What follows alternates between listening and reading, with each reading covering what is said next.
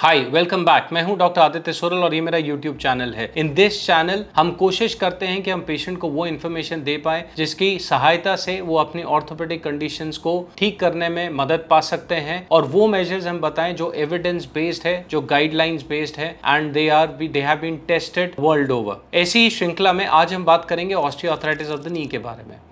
Osteoarthritis या age related degeneration जो आपके नी का होता है, उसको मैनेज करने के लिए गाइडलाइंस हैं जो American academy of orthopaedic surgery ने रिलीज करी हैं। वो गाइडलाइंस क्या कहती हैं? तो अगर हम उन गाइडलाइंस को विस्तार में देखें तो वो मुख्यतः दो भागों में बांटी गई हैं, pharmacological and non pharmacological. Pharmacological मतलब क्या वो दवाइयां हैं जिनको लेके आप अपने दर्द को कम कर सकते हैं। नॉन फार्माकोलॉजिकल मतलब क्या वो मेजर्स हैं जो बिना दवाई के आपके दर्द को कंट्रोल करने में मदद कर सकते हैं।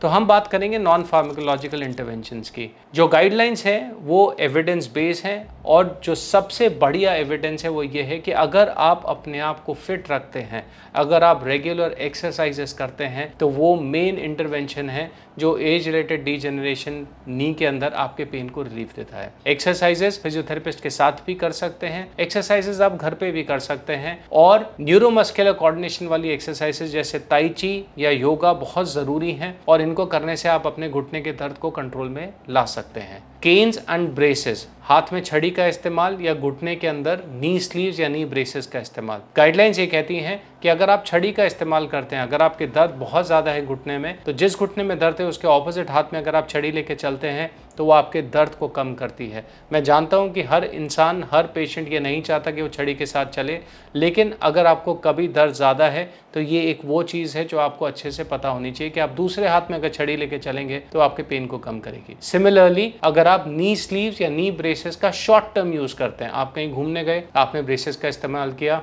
आपके घर में फंक्शन था, आपने ब्रेसेस का इस्तेमाल किया, तो वो आपके पेन को कंट्रोल में रखेगा। नॉन फार्माकोलॉजिकल इंटरवेंशंस में बहुत important role, evidence based role weight loss का भी है। रिकमेंडेशंस हैं कि आप अपने वेट लॉस को डाइट और एक्सरसाइज के कॉम्बिनेशन से करें, लेकिन जितना भी आप वजन कम करेंगे, रफली 1:4 के रेशियो में आपके घुटने पे लोड कम पड़ता है। और वो पेशेंट जिनके अंदर पेन ज़्यादा है और वो अपना वजन कंट्रोल में लाते हैं, then it will be very helpful for you.